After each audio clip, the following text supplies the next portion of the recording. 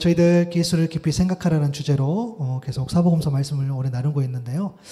지난 시간에 이어서 지난 시간의 내용에 제가 더 살을 좀 붙이겠습니다. 더 견고하게 살을 붙여서 예수님의 교회에 관해서 우리 말씀을 계속해서 묵상해 보도록 하겠습니다.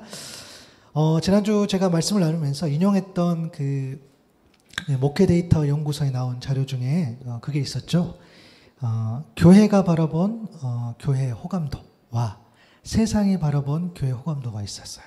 뭐냐면 이 본인의 종교가 아닌 이 타 종교에 대해서 얼마나 호감을 갖고 있는지였어요. 보니까 우리가 이제 기독교인이잖아요. 기독교인이 기독교를 바라보는 어떤 그 점수, 그러니까 100점 만점에서 기독교인이 기독교를 바라보는 그 점수는 78점, 78%. 그러니까 우리가 우리를 봤을 때, 그렇죠. 그런데 가톨릭 교인이 개신교를 바랐을 때 그 호감도는 28점. 불교인이 우리 기독교인을 바라봤을 때의 점수는 100점 만점에 25점. 그리고 종교가 없으신 분이 우리를 바라봤을 때에는 20점이었어요.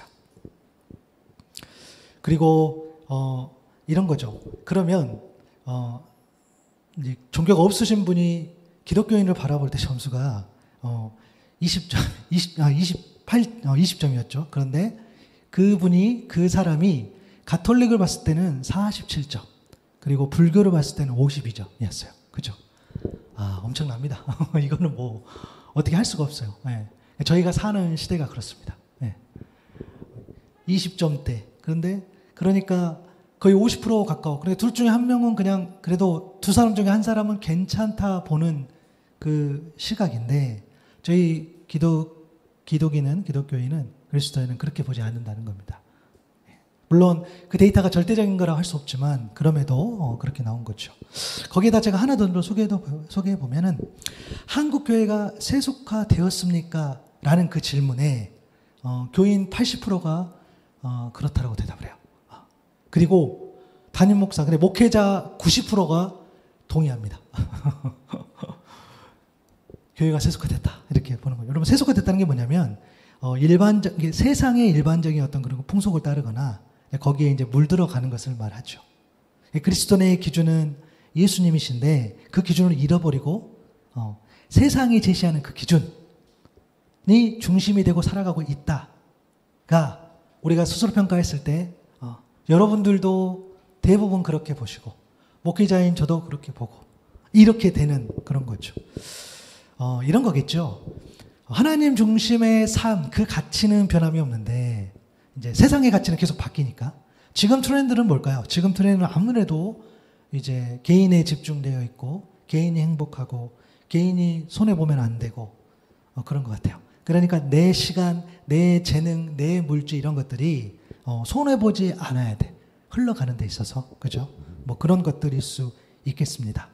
그게 이제 우리가 세속화됐다라고 하는 건데, 그게 우리가 살아가는 지금의 어떤 교회의 모습이죠. 그러면 예수님께서 말씀하신 그 교회는 하고 우리가 생각하는 거, 세상이 말하는 그 교회하고 다르단 말이에요. 근데 그 다름이 이제 얼마나 많이 차이가 나느냐가 이제 관건이겠죠. 차이가 많이 나면 이제 좁히기가 쉽지 않아요. 그러나 그 본질을 모르면 이제 좁히는 방법은 아예 차단되는 거죠. 그렇죠? 그래서 이제 교회 저희들이 이제 1주년을 물론 이제 생각하고 기도하면서 또 교회가 어떻게 했으면 좋을까라는 것들을 기도하면서 저도 이제 이런 말씀 묵상하는 건데, 그럼 예수님 말씀하신 교회는 뭘까라고 했을 때 마태복음 16장 18절 상반절에 보니까 아까 우리 계속 읽었죠. 또 내가 내게 이르노니 너는 베드로라, 내가 이 반석 위에 내 교회를 세우겠다라고 말씀하셨어요. 예수님께서 분명히 말씀하신 거예요. 내 교회를 내가 세우겠다. 예수님이 세우신다는 거예요. 그래서 교회는 예수님의 교회. 그러므로 교회를 세우시고 교회를 경영하시고 교회를 통해 하나님의 일을 해 나가시는 교회의 주인은 바로 우리 주님이신 줄로 믿습니다. 교회는 예수님이 세우시는 교회. 교회는 예수님 거야. 주님 거야. 근데 우리는 교회 하면은 성도가 필요하죠. 목회자가 필요하죠. 목회자가 능력도 출중해야 되고 재정 당연히 있어야 되겠고 교회가 조직적으로 되어야 되겠고 또 프로그램도 있어야 되겠고 핵심적인 무언가가 있어야 되겠고, 맞아요. 그거 다 안 중요한 거 하나도 없어요. 그런 요소들이 없으면 우리가 생각하는 그런 교회가 안 되는 거죠. 그런데 예수님께서 말씀하실 때는 우리가 방금 사람이 생각하는 그런 이야기를 성경에는 사실 하지 않으셨다는 거예요. 그렇죠? 그래서 하지 않으셨기 때문에 안 중요하다 이런 게 아니라 그러면 어쩌면 그게 본질이 아닐 수 있다. 이렇게 우리가 바라보자는 거죠. 그리고 교회를 어디에 세우실지도 분명히 말씀하셨어요. 너는 베드로라 내가 이 반석 위에 교회를 세우겠다. 17절에는 바요나 시모나 이렇게 부르셨는데 18절에는 베드로라라고 부르시면서 이 반석 위에 교회를 세우겠다라고 하셨어요. 여기서 베드로는 반석, 바위라는 뜻이죠. 그리고 반석도 바위, 반석이라는 뜻이에요. 그러니까 사실 그 의미는 같아요. 예수님께서 이 반석에 대해서 이미 말씀하신 적이 있어요. 마태복음 7장 24절 25절에 보면 그러므로 누구든지 나의 이 말을 듣고 행하는 자는 그 집을 반석 위에 지은 지혜로운 사람 같으리니 비가 내리고 창수가 나고 바람이 불어 그 집에 부딪히되 무너지지 아니하리니 이는 주추를 반석 위에 놓은 까닭이요. 여러분 집을 지을 때 반석 위에 지은 집이 무너지지 않기 때문에 이렇게 행한 것이 지혜롭다고 말씀하셨어요. 그러시면서 예수님의 말씀을 듣고 행하는 것이 곧 이같이 지혜롭다라고 이야기를 한 거예요. 우리가 지혜로운 자가 되게 해주십시오. 또 우리 자녀가 정말 지혜로운 자녀가 되게 해주십시오라고 우리가 그렇게 기도하죠. 네, 기도해요. 우리 자녀들도 있지만 그렇게 기도합니다. 그런데 우리가 기도할 때에 더 분명하게 구체적으로 기도할 수 있었으면 좋겠어요. 내가 또 내 자녀가 말씀을 듣고 행하는 자가 되게 해주십시오. 다시 말씀으로 돌아가게 해주십시오. 그것이 가장 지혜로운 일이기 때문입니다. 그래서 여러분 우리가 말씀으로 돌아가려면 이 예배가 중요하고 또 어떤 신앙을 회복하기 위해서 어떤 계기가 있어야 되겠죠. 그게 결국에는 어떤 사건이든 어떤 사람이든 결국은 이 말씀하고 연결이 되어 있다는 겁니다. 우리가 성경에 보면 아브라함이든 모세든 또 다윗이든 베드로든 바울이든 그렇잖아요. 그런 사람들 사람의 생각으로 그들이 훈련받고 그들이 하나님께서 쓰시는 것들은 거의 없어요. 그렇잖아요. 여러분 모세를 누가 그렇게 쓴다고 생각했겠어요? 그 오랜 시간 동안 우리가 잘 아는 40년 나눠서 우리가 보통 해석하잖아요. 사람의 생각으로 그렇게 안 돼요.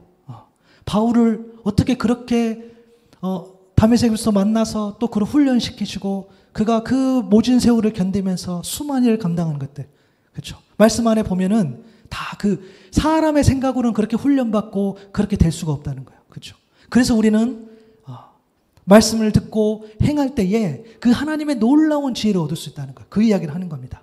그래서 이 반석을 이야기하시면서 그 이야기를 하는 거죠. 그래서 이 반석에 참 영적인 의미가 담겨있다고 생각하는데 그러다 보니까 이 17절, 18절 이 내용에서 보면 이 18절 말씀 때문에 이 가톨릭에서는 그러면 그래서 이 베드로에게 어떤 베드로가 교회의 어떤 통치권을 받고 그 뒤를 이은 교황 역시 동일한 권리를 소유하게 되어서 정말 이 베드로 그다음에 교황 이렇게 하면서 사람 위에 어떤 교회가 세워졌다라는 어떤 근거를 두는 그 말씀이 되곤 합니다.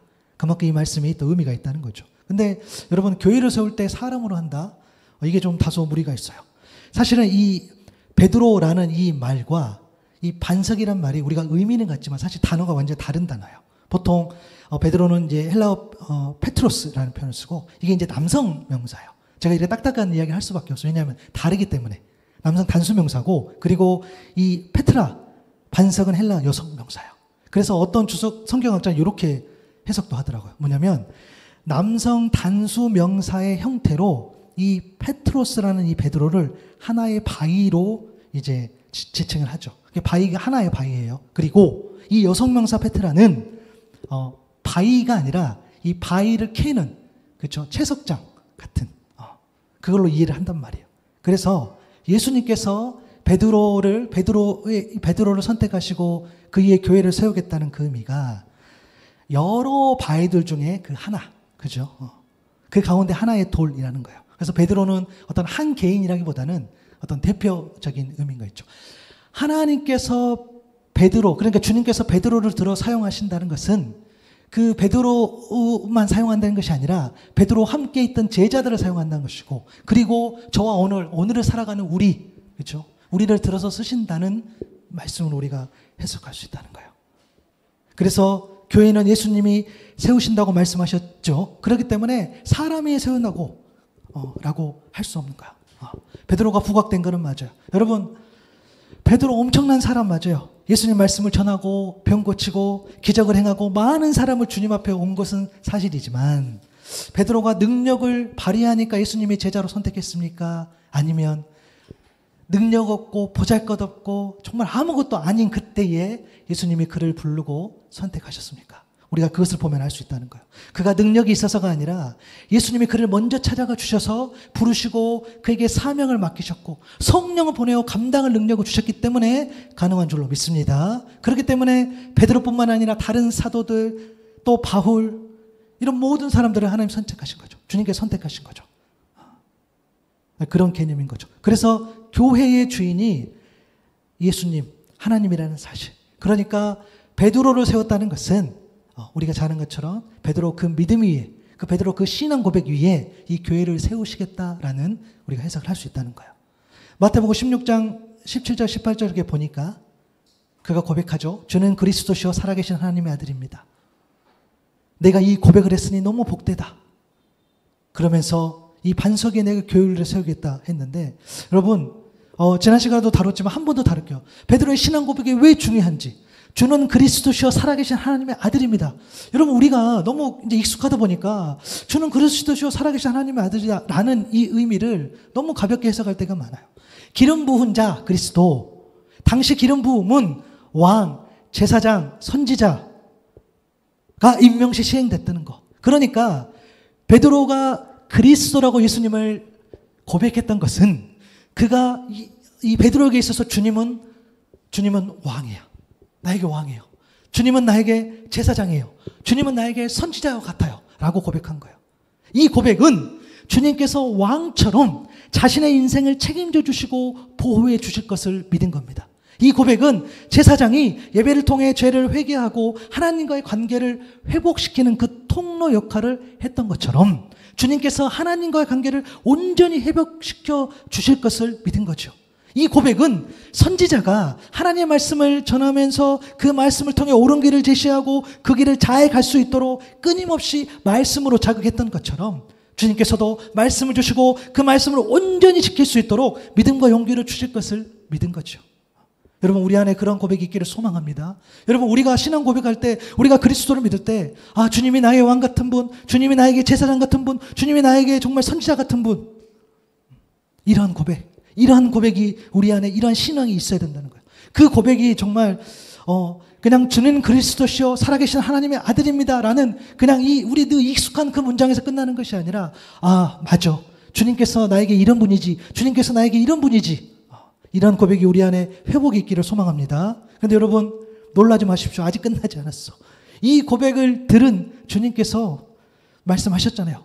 야, 네가 그렇게 고백한 것은 이것을 알게 하니가 네가 아니야. 네 이성이 아니야. 네 경험이 아니야. 이것은 하나님께서 너를 알게 하셨어. 그래서 이게 네가 복이다라고 이야기하시는 거예요. 여러분 내가 고백해요. 내가 예수 그리스도를 고백하는데 하나님께서 알게 하신 그 고백으로 우리가 고백을 할 수 있기를 소망합니다. 여러분이 예수님을 고백해요. 여러분들이 예수님을 내가 어떻게 생각해요. 근데 그것이 내 생각과 그런 걸 넘어서는 거죠. 나는 아무리 생각하고 또 생각해도 하나님께서 나를 사랑하시고 나를 위한 놀라운 계획을 가지고 계신다는 것을 저는 믿어져요.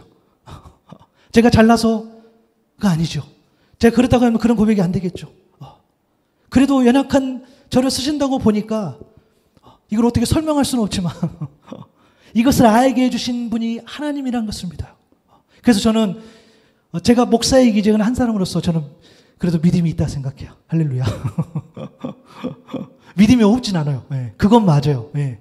믿음이 좋습니까? 깊습니까? 거기는 제가 대답을 못하지만 믿음이 있고 없고에 대해서는 그것은 하나님이 알게 해주셨어요. 그런데 여러분 하나님이 알게 해주셨던 그 믿음이 우리 안에 있냐 없느냐 이 작은 것 같은 이 차이가 여러분 사실은 우리 인생을 어쩌면은 정말 그 길을 달리 이렇게 가게 하는 거죠. 그래서 너무너무 중요해요. 베드로의 신앙 고백을 통해서 왜냐 그 고백 위에 주님께서 교회를 세우신다고 하셨으니 여러분 그 고백 위에 여러분의 가정을 세우고 여러분의 그 공동체를 세우고 여러분의 속한 그 무리들, 여러분의 아는 분들 또 일터, 그것을 세우신다고 말씀하셨기 때문에 그 신앙, 우리의 고백, 우리의 믿음이 너무너무 중요하다는 거예요. 그래서 여러분 우리는 가볍게 고백하면 안 될 것 같아요. 그래서 사람들이 더러는 세례요한, 더러는 엘리야, 어떤 이는 예레미야 중에 선지자 하나입니다. 그래서 남의 예수를 막 고백했을 때에 우리는 온전히 나의 예수, 하나님께서 알게 해주신, 하나님께서 깨닫게 해주신 그 예수님, 내가 만난 그 예수님, 그 믿음과 그 신앙 위에 교회를 세우시다고 말씀하신다는 거예요. 내가 생각하는 그런 것이 아니죠. 그래서 저는요, 제가 교회를 섬기고 있고 또 우리 이 한우의 샘물교회를 하나님 앞에 드리면서 하고 있지만 저는 여기 하나님 뜻이 있을 줄로 믿습니다. 제가 만약에 사람이 생각하는 그것만 생각한다면 교회 금방 문 닫겠죠. 그렇잖아요. 사람이 생각하는 그런 것들 거의 없어. 적어도 아직까지는. 그죠? 그러나 막 그것이 나에게 막 불편하거나 힘이 막 없거나 그러진 않아요. 단지 성도가 더 왔었으면 좋겠다는 생각을 왜 하게 되냐면 여러분들 때문에 여러분들이 너무 숫자가 적으면 심심할까봐 여러분들이 너무 힘 빠질까봐 정말 그거 외에는 별로 없어. 그러나 설령 여기가 많은 사람이 있다 할지라도 예수 그리스도를 하나님이 알게 해주신 그 심령 가운데 그 깨닫게 해주신 그것을 모른다고 한다면 그것은 교회가 아닌 거죠. 그게 본질입니다. 그것을 말씀드리고자 한 거예요. 베드로의 신앙 위에 교회를 세우겠다고 했었을 때에 베드로의 역할이 그렇다고 해서 축소된 거 아니에요. 여러분 베드로를 잘 보시면 아시잖아요. 교회를 형성하는 그 초기 시가에 그게 얼마나 영향을 발휘했습니까? 사도행전 2장 41절 보십시오. 그 말을 받은 사람들은 세례를 받으며 이날의 신도의 수가 3,000이나 더한다 그랬어요. 사도행전 4장 4절에 보니까 말씀을 들은 사람 중에 믿는 자가 많으니 남자의 수가 약 5,000이나 된다 그랬어요. 와, 엄청나죠? 세례 받은 사람만 3,000, 그 믿는 자가 5,000. 여러분 당시에는 죄송하지만 남자 숫자만 세었다고 우리가 알고 있잖아요. 그러면 더 많은 사람이 메시지를 들었을 것이고 더 많은 사람이 물론 이렇게 기록되어 있지만 또 수많은 일들이 있었겠죠. 그런데 아시죠? 사도행전 16장 이후에 베드로 이야기가 사라집니다. 그 뒤로부터는 이제 바울 이야기가 있는 거죠. 하나님의 때에 하나님의 방법대로 만약에 베드로가 정말 하나님께서 정말 베드로 한 사람을 특별하게 생각해서 정말 일들을 진행했다면 계속 나와야 정상입니다. 그러지 않습니다. 다 한 사람 한 사람 다 때가 있고 한 사람 한 사람 하나님의 방법, 하나님께서 어떤 사람은 크게도 쓰시고 사람 보기에 어떤 사람은 작게도 쓰신다는 거야. 그게 다 하나님의 때에 하나님의 방법대로 된다는 거야. 베드로라고 또 모세라고 뭐 다윗이라고 예외는 없어요. 그것이 교회가 예수님 거, 주님 거라는 증거 중에 하나이지요. 여러분, 한우의 샘물교회의 가장 큰 사역, 여러분의 가장 큰 사역은 예배를 참석하는 거. 아멘. 여러분이 이때의 예배에 참석하는 것이 얼마나 큰 사역인지. 여러분이 예배를 참석 안 하면 이 교회가 못 갈 수도 있어. 그죠? 또 제가 너무나 얼마나 힘들겠어요. 그러나 이 하나하나가 쌓여지고 어떻게든 예배가 진행되고 쌓여졌을 때에. 그죠? 지난주에 한 분이 가셨어. 우리 박 집사님. 다음 달에 우리 현동 형제 가. 주여. 가. 예, 그죠? 그러나 이때에, 그러나 그분들이 가기 전까지 얼마나 이 교회를 사랑해 주시고 아끼시고 또 오셔서 밥도 잘 드시고 할렐루야. 일이요. 그게 지금 이때에 맡겨준 일이라는 거예요. 그죠? 또 우리 이 선생님 또 사모님 오셔가지고 감사해요. 그죠? 또 시간이 지나면 또 사역 때문에 못 오실 수도 있겠죠. 그죠? 다 때가 있다라고 저는 믿어요. 그걸 말씀드리는 거예요. 그래서 교회가 예수님 거, 그리고 세워진 그 사람들 다 때와 방법대로 쓰시고자 하는 것들, 그래서 우리가 할 수 있다는 거예요. 그래서 교회는 그렇게 세워진다는 겁니다. 그래서 믿음 위에 신앙 위에 세워진다는 말이 맞다라고 말할 수 있는 거죠. 그러면서 주님께서 이 교회를 세우시면서 교회에 두 가지 약속을 해주세요. 하나는 18절 하반절에 보니까 음부의 권세가 이기지 못하리라. 여러분 음부는 죽음, 무덤, 어떤 지옥을 의미하고요. 권세는 문을 의미합니다. 그러니까 음부의 권세를 직역하면 죽음의 문, 죽음의 권세 이렇게 해석을 해요. 그러니까 죽음하고 관련된 거죠. 예수님의 교회를 죽음이 이기지 못할 것이라는 그런 말씀이에요. 여러분 죽음하면 끝입니다. 단절입니다. 그렇잖아요. 죽으면 끝나요. 단절돼요. 하지만 예수님의 교회는 죽음 때문에 단절되거나 끝나지 않아요. 사탄은 결코 교회를 끝내거나 가둘 수 없어요. 설령 베드로도 죽이고 사도들도 죽이고 믿는 자를 다 죽인다 할지라도 그 죽음이 예수님의 교회를 이기지 못할 것이고 멈춰서게 하지 못할 것이다 라는 의미인 거죠.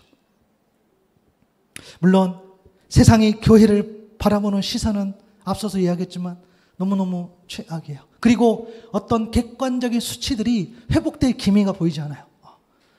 뭐 믿는 숫자들의 숫자는 더 줄어들고 뭐 아까 말한 호감도 더 떨어질 수 있겠죠. 그렇죠? 그리고 실제로 여러분 죄송한데요. 제가 목회를 오래 할지도 몰라요. 왜냐하면 지금 아무도 신학을 공부하지 않아요. 예, 죄송해요. 제가 어쩌면 오래 할 수도 몰라. 아무도 신학교를 가지 않아. 그죠? 물론 꼭 신학생이 되어서 목사가 되어서만 하나님 일을 하는 건 아니지만 적어도 이러한 형태의 사역들은 네, 지금 몇 년 됐어요. 아무도 신학교를 가지 않아요. 이런 일들. 그죠? 얼마 전, 며칠 전이에요. 이런 언론 기사가 있었어요. 기독교인 고작 1% 뿐인데 일본에 예배당 많은 이유. 저도 이거 보면서 놀랐어요. 놀랬다기보다는 일본에 되게 과거도 그렇고 지금도 그렇고 정말 복음 화율이 안 돼요. 그죠? 인구의 1% 수준이라고 보통 이야기하는데 그런데 교회 예배당이 막 늘어난대요. 알고 보니까 예배가 아니라 결혼식 때문에 그런다는 거예요. 이 서양식, 서구식 이 예식이 유행을 하다 보니까 어떤 또 일본인이 신혼부부가 인터뷰하는 거죠. 일본적인 게 좋긴 한데 자기는 결혼식은 기독교식으로 하고 싶다는 거예요. 자기는 신앙인도 아닌데 그렇게 이야기를 해요. 그러면서 정말로 여러분 아시겠지만 되게 예쁘잖아요. 이런 건물들. 호텔이나 그런 결혼식장 유명한 데 보면 십자가를 모양으로 쓰고 또 어떤 유명한 건축가 이런 사람들이 여기서 이런 디자인을 한다는 거예요. 그리고 서양인들이 신부나 목사로 아르바이트도 가능한답니다. 15,000원에서 2만 원 정도 한대요. 제가 환율을 계산해 봤어요. 13만 원에서 18만 원 정도면 할 수 있어. 그래서 어떤 서양인한테 자기가 내가 일본말도 못하는데 가능하냐? 하루 와서 신부 좀 해달라 그랬대요. 그 미국 사람한테. 나도 알바할 수 있을 것 같은데요. 여러분, 지어진 어떤 성당이나 교회가 뭐 술집이 되고 뭐 무슨 가게가 되고 그렇죠. 그것은 우리가 들어봤잖아요. 이제는 그런 차원을 넘었습니다. 이제는 그렇게 되어져 있는 비어있는 것들은 이미 그런 것으로 쓰고 있고 이제는 지어서 교회를 지어가지고 보란 듯이 예배 장소 쓰지 않아요. 전 너무 너무 죄송해요. 제가 너무 컨디션이 안 좋아서 그런지 몰라도 극단적인 어떤 생각도 들더라고요. 너무 이제 조롱당하는 그런 느낌도 받고. 너희들이 그렇게 아무도 저한테 그러지 마. 그냥 제 마음속으로 그렇게 교회를 건물을 우상시하고 했던 그런 교회를 바라보면서 이제는 이런 어떤 처참한 이런 부분들 이런 보면서 물론 너무 좀 극단적인 생각이긴 하죠. 그러나 교회가 그런 모습이라는 거예요. 그런데 여러분 과거의 죽음이 어떤 순교였다면 지금은 우리가 물론 여전히 지금도 신앙 때문에 죽음을 경험하신 분도 있지만 지금은 어떤 죽음이 어떤 그런 어떤 순교라기보다는 이제는 신앙 드러난 것 자체 하나님의 백성이라 그런 적쟁성을 드러나는 그 자체 그것으로 오는 어떤 시련과 고통과 핍박이 우리에게 죽음과 같은 거죠. 그런데 그러한 상황일지라도 교회는 무너지지 않는다라는 의미인 겁니다. 설령 그런다 할지라도 음부의 권세가 이기지 못하리라. 여러분 음부의 권세가 이기지 못하리라는 분명한 증거가 바로 우리가 잘 아는 그 증거가 있어요. 무슨 증거입니까? 이미 우리에게 있어요. 그것이 바로 십자가라는 거예요. 여러분 CCM 찬양 중에 He has risen이라는 찬양이 있어요. 부활하셨습니다. 이렇게 번역할 수 있죠. 이게 요즘에는 부르지 않는데 이게 굉장히 좀 오래됐어요. 오래됐고 이제 번안해서 이제 부르는 건데 그 가사에 보면은 이렇습니다. 부활했네, 부활했네, 부활했네, 예수 사셨네. 십자가에 죽으실 때 실패한 것 같으나 희생제사 마쳤을 때 죄와 사망 이겼네. 저는 이 십자가에 죽으실 때 실패한 것 같으나 이 가사가 너무 저에게 큰 위로가 됩니다. 맞아요. 예수님이 십자가에 돌아가셨을 때 세상은 주님을 실패자로 봤어요. 실패한 거예요. 그런데 예수님의 능력을 세상은 모르지 않았어요. 예수님께서 수많은 병자를 고치시고 다른 종교 지도자들은 감히 말할 수 없는 그런 메시지들, 그리고 누구도 흉내낼 수 없는 그런 기적을 일으켰어요. 세상 사람들 다 알아요. 왜? 들어서 안 게 아니에요. 그 현장에 있었어요.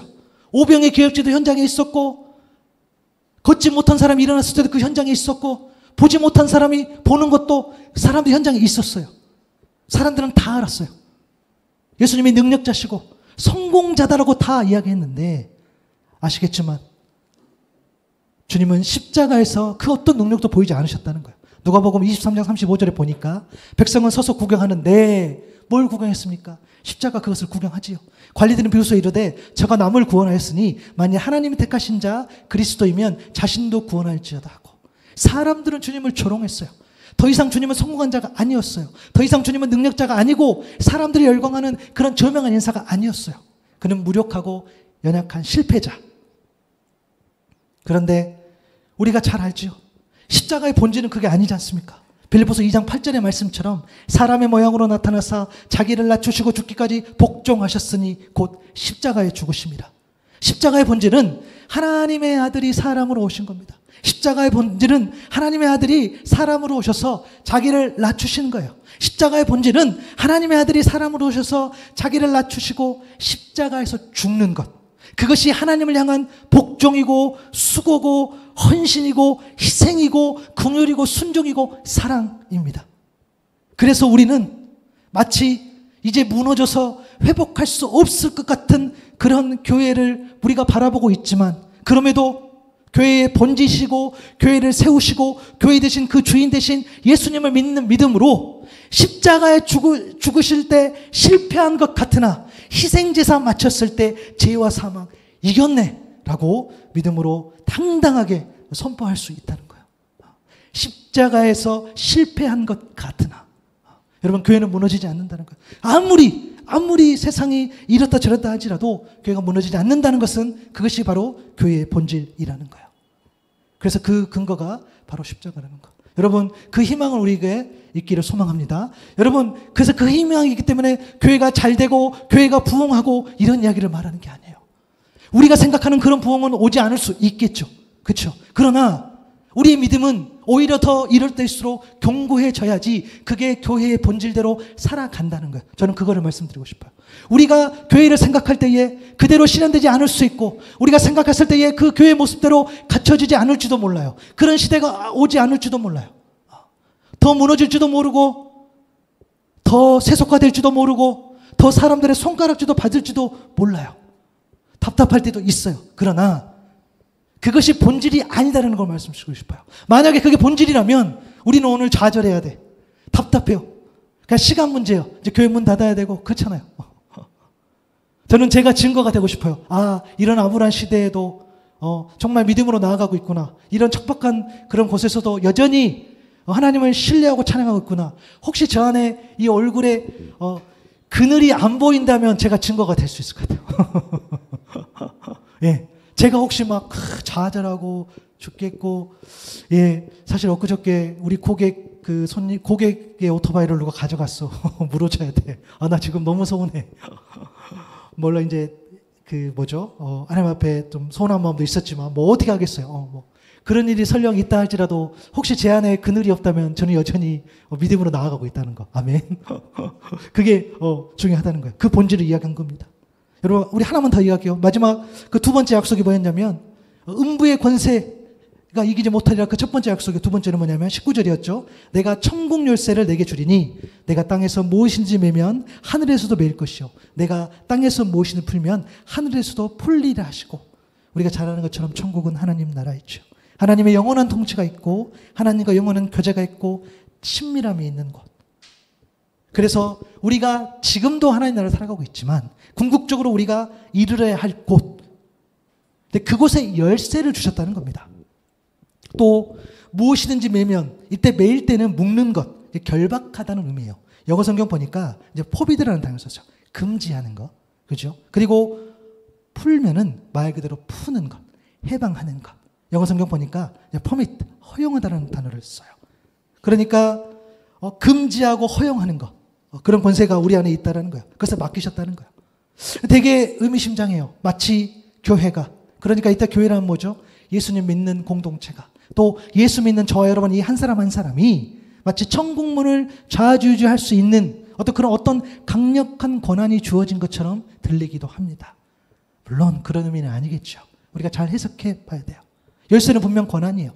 정확하게 책임이 있는 권한이겠죠. 열쇠가 있어야지 문을 엽니다. 그러나 교회가 단순한 그러면 그 열쇠를 가지고 있는 천국 문지기이냐? 아니죠. 문지기보다는 청지기에 더 가까운 거죠. 청지기가 뭐죠, 여러분? 어떤 높은 관리나 부잣집, 어떤 주인의 가사를 도맡아 했던 그런 관리인이에요. 종이지만 종의 우두머리로서 하인들을 감독하고 자산도 관리하고 주인의 자녀까지 이렇게 담당했던, 어찌 보면 주인에게 청지기는 굉장히 의미 있고 특별한 존재라는 거예요. 우리가 그러한 존재로 부름받았다는 겁니다. 그래서 열쇠가 우리에게 있는 건데, 여러분 이 찬양 아시죠? 그 돈으로도 못 가요. 그렇죠? 저는 이 찬양만큼 하나님 나라를 이만큼 잘 표현해 준 찬양이 없다고 더 있을까 싶어요. 이 찬양의 가사는 늘 인용을 하고 싶어요. 가사 보니까 돈으로도 못 가요, 하나님 나라. 힘으로도 못 가요, 하나님 나라. 그 다음 2절 보니까 벼슬로 못 갑니다. 지식으로도 못 가요. 3절 보니까 어여뻐도 못 가고 마음 착해도 못 가. 예쁘면 못 갑니다. 마음 착해도 못 가요. 그러나 거듭나면 가는 나라, 믿음으로 가는 나라, 바로 이 하나님 나라인 거죠. 그러면 자, 천국의 키가 있어요. 자, 하나님 나라 가야 돼. 근데 믿음이 필요해. 그 믿음은 어디서 나옵니까? 로마서 10장 17절이죠. 그러므로 믿음은 들음에서 나며 들음은 그리스도의 말씀으로 말미암는지라. 이 말씀이 있어야 돼요. 말씀을 들어야 우리가 믿음이 있다라는 거죠. 그럼 이 말씀이 뭡니까? 곧 복음이죠. 로마서 1장 2절부터 4절에 기록된 이 말씀처럼 이 복음은 하나님의 선지자를 통하여 그의 아들에 관하여 성경에 미리 약속하신 것, 오늘날 갑자기 있었던 내용이 아니라 이미 말씀으로 약속하신 것, 그 아들에 관하여서는 육신으로는 다해서 혈통이 나셨고 성계 내용으로는 죽은 자들 가운데서 부활하사 능력으로 하나님의 아들로 선포되셨으니 곧 우리 주 예수 그리스도. 복음은 곧 예수 그리스도. 그래서 천국의 열쇠가 곧 복음이고 이 복음을 받아들이고 의지하는 것이 곧 믿음이라는 겁니다. 이 복음을 청지기인 베드로 또 제자들 그리고 이 복음을 믿는 교회에게 맡겨준 줄로 믿습니다. 천국에 들어가기 위해서 이 복음이 필요한데 여러분 이 복음을 누군가는 전해야 들을 수 있어요. 전하는 자가 없다면 들을 수 없을 겁니다. 듣지 못한다면 믿음이 자랄 수 없겠죠. 결국 천국에 들어갈 수 없다는 거예요. 그래서 전하는 자가 매면 금지되고 풀면 허용되기에 그만큼 교회의 역할이 너무 중요하다는 거예요.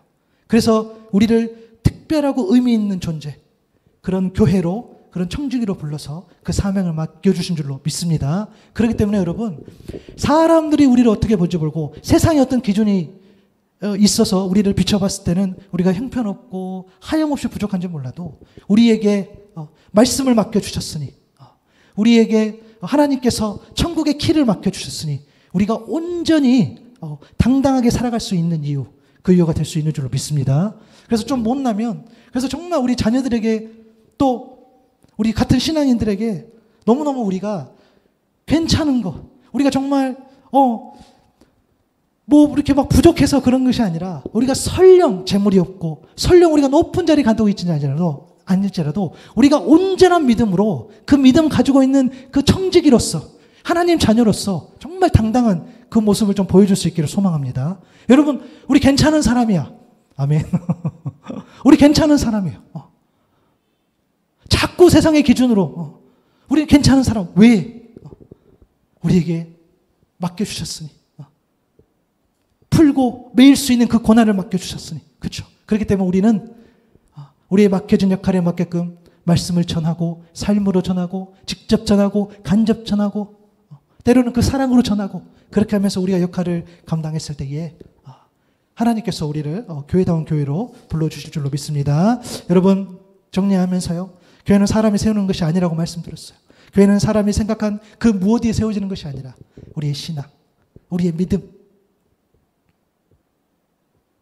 교회는 예수님 당신을 믿고 의지하는 한 사람, 그 한 사람의 믿음과 신앙에 세우시고 그 공동체에 세워주셨다는 거예요. 이것이 본질입니다. 우리 이 본질을 완전히 깨달아 알았으면 좋겠습니다. 그래야지 우리가 온전한 교회의 모습대로 나아갈 수 있어요. 지금까지 가지고 있던 그런 교회의 모습만 생각하고 나간다면 우리는 할 수 없어요. 여러분, 제가 뭔가 새롭게 합시다. 뭔가를 달리 합시다. 어떤 운동을 합시다. 지금 이 말씀을 드리는 게 아니에요. 본질의 말씀을 드리는 거예요. 설령 다른 모습으로 우리가 펼쳐진다 할지라도 중요한 것은 우리가 예수 그리스도를 얼마나 믿느냐, 예수 그리스도가 이 교회에 얼마나 주인 되시느냐, 이것을 우리가 말할 수 있어야 된다는 거예요. 그래서 우리를 복음 맡은 자로 불러주셨다는 거. 오직 복음을 진심으로 믿고 온전히 고백하는 성도들이 바로 이 공동체 모임이 바로 교회예요. 비록 사람이 소수이고 재정이 부족한다 할지라도, 체계적인 조직이 갖추어지지 않는다 할지라도 진심으로 진리를 믿고 복음을 믿고 고백하는 성도들이 함께 모여 있다면 그것이 교회가 된 줄로 믿습니다. 여러분, 저는 그래서 진짜 기도할 때마다 내가 교회에 대해서 이야기하는 것이 처음에는 되게 부담이었어요. 부끄러웠어요. 교회 성도분 몇 분 되지도 않는데 교회에 대해서 이야기하는 게 제가 너무 인간적인 생각이죠. 그러면 저도 이 말씀을 준비하면서 많이 해보게 됐어요. 맞아. 그것이 교회라면 세상의 교회는 몇 개 안 되겠죠. 수백 명, 수천 명, 수만 명 모이는 교회가 몇 개 안 되니 그것만 교회이겠죠. 어떤 세상에서 영향을 발휘하는 교회는 정말 소수 교회 몇 개밖에 안 되니 그것만 교회이겠죠. 근데 참 이상하죠. 여전히 보이는 곳, 보이지 않는 곳에 수많은 교회가 있고 여전히 믿음으로 살아가는 사람들은 여전히 있는데 그렇지. 교회의 본질은 이거지. 그래서 정말 저희가 10월 말에 이제 교회 1주년 생일인데 뭔가를 하자는 의미로 계속 말씀드린 것이 아니라 여기에 저는 하나님의 뜻이 있다라고 그거를 말씀을 드리는 거예요. 어느 교회든 거기에 믿음이 세졌다면 교회의 뜻이 있다는 거. 그래서 여기 계신 분들이 예배를 잘 드리는 것, 그것이 정말 하나님께 복이 되고 하나님께서 귀 받으신다는 것, 그거를 말씀을 드리고 싶은 거예요. 그래서 여러분, 교회의 본질을 우리가 회복했으면 좋겠고요. 그리고 우리 한 사람 한 사람이 얼마나 교회답게 잘 살아가야 하는지를 또 우리가 앞으로 또 계속해서 묵상하기를 소망합니다. 교회의 본질을 더 깊이 묵상하시면서 또 한 주 한 주를 살아가는 저와 여러분 될 수 있기를 바랍니다.